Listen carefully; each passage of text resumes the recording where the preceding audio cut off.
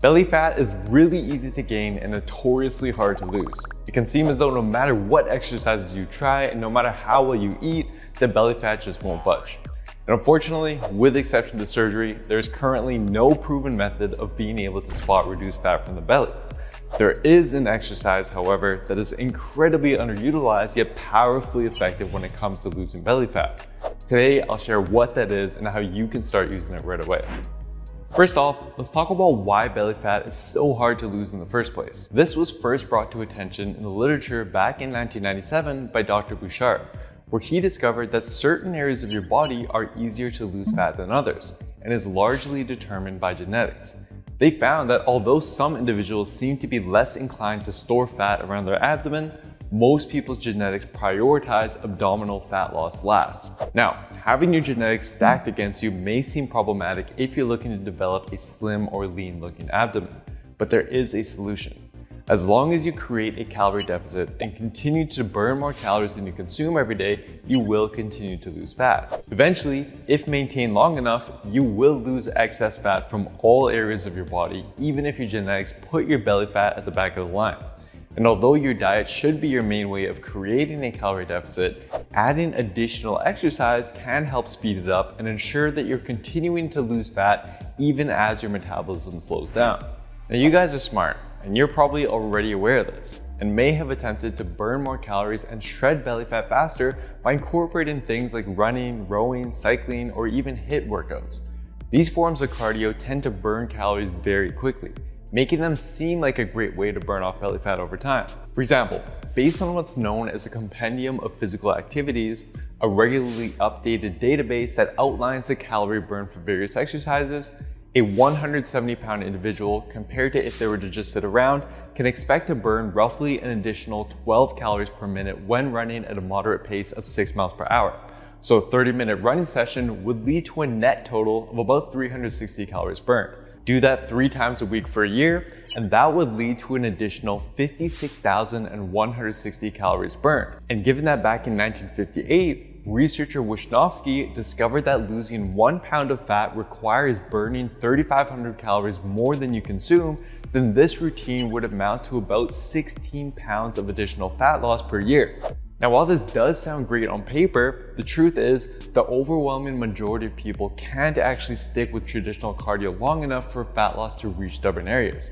In fact, even in studies where subjects are assigned to cardio sessions to do, dropout rates tend to be on average almost 20%. And it's not that these methods don't work, because they do. I've personally used running and HIIT regularly in the past to get me down to very lean levels. In fact, I used to believe that these intense cardio sessions were the key to burn off stubborn fat, but they were brutal. They required a lot of willpower. I got sore from them, it really impacted my energy, and I just dreaded doing them most of the time. And although I stuck it through and eventually did get the 6-pack I was after simply because I was burning a lot of calories, I just couldn't get myself to continue these grueling sessions, especially outside of summertime. And eventually, I had lost a lot of the progress I had made. Now, don't get me wrong, these forms of cardio, they do definitely have their place, and some people have no problem sticking to them.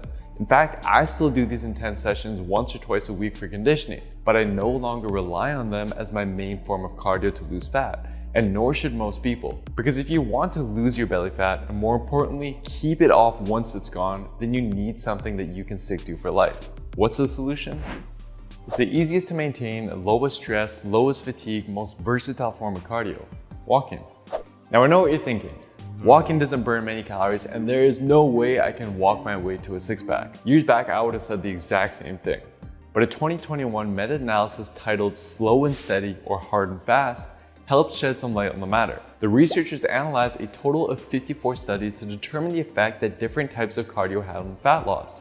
What they found is that intense forms of cardio like HIIT or running, while time efficient, didn't provide any superior fat loss effect when compared to longer yet less intense forms of cardio such as walking. Which makes sense. It's simply a numbers game. Your body doesn't care whether the calories you burned were from some crazy intense fasted cardio session or from plain old walking. What matters most is what you can do consistently over time. And if you crunch the numbers, you'll actually find that the calories burned from simply walking can very quickly add up to a meaningful amount. For example, Using the same exercise database we used earlier, a 170-pound individual walking at a casual 3 miles per hour can expect to burn an additional 3.4 calories per minute and roughly 200 calories per hour. If for 3 days per week you added in an extra hour of walking, that would amount to 600 additional calories burned per week. Over the course of the year, that's an additional 31,200 calories burned, which would amount to about 9 pounds of fat loss. And the math checks out in the literature as well, with one of the few studies out there analyzing walking's effect on fat loss, finding that subjects who simply added in 2.5 hours of brisk walking per week experienced an additional 3.5 pounds of fat loss over the course of 12 weeks. Now, although hours of walking may sound like a lot, it doesn't have to be all at once. Later in this video, I'm going to show you how to incorporate this into your life effortlessly. But first, just compare the walking routine to the running routine that I gave earlier. Yes, the running routine will burn more calories in less time, but be honest with yourself. How likely would you be to keep that up for a whole year? If you're like most people and you go all out for 2 months, but then become inconsistent and give up after that, that 16 pounds of additional fat loss we calculated becomes just a couple pounds. Nowhere near enough fat for most people to even come close to burning through their excess belly fat. This is why walking is the #1 exercise to lose belly fat, and is why it's now my main form of cardio to get lean and stay lean. It's easy to stick to. So now that I've hopefully convinced you of the power of walking, let's dive into how you can easily start applying it to lose fat. The first step is to determine an average of how many steps you're currently taking. You can use the Health app on your iPhone or use Google Fit if you're on Android. After a week, see what your daily average comes up to. If you already know this, great. I'd like to know as well, so do me a favor and comment below how many steps you're currently taking, and if you have any tips that helped you increase it or what obstacles may be holding you back. Some of you, however, might be surprised with how few steps you're taking. But this is a good thing, as it means that you have a big opportunity to bump that up. For example, here's one of our Built with Science program members, Devin, who recently hit a plateau and simply bumped up his step count up from 3,000 steps to around 8,000 to 10,000 per day, and is back to losing fat every single week, especially in his stubborn areas. It's simple, but it works. For most people though, I wouldn't recommend trying to jump all the way up to something like 10,000 steps right away. Instead, set a realistic goal. And for example, first aim to do an extra 2,000 steps a day.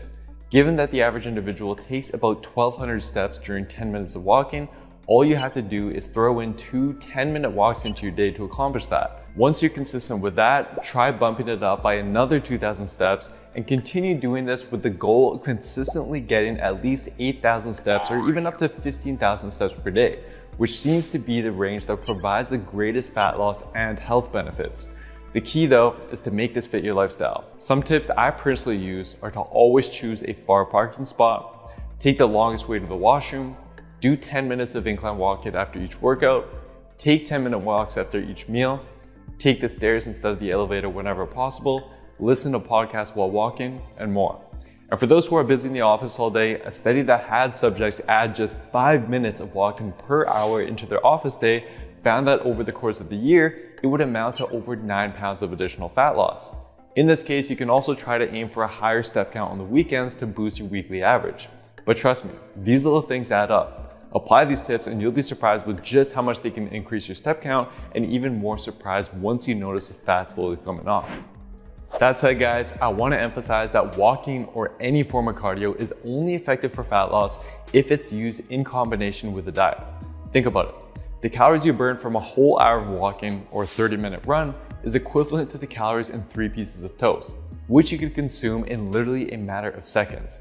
So use your diet as a primary way to create a calorie deficit and supplement it with walking to help speed up the process. And if you need help with putting this all together into an easy to follow, science-based workout and nutrition plan that you can trust will work to help you burn off stubborn fat and build lean muscle, then head on over to builtwithscience.com and take our analysis quiz to find the best program for you. I'd also highly recommend that you give this video a watch next, which is going to cover some tips on how to structure your nutrition plan to help further speed up the fat loss process. Thank you so much for watching. Don't forget to subscribe, and see you next time.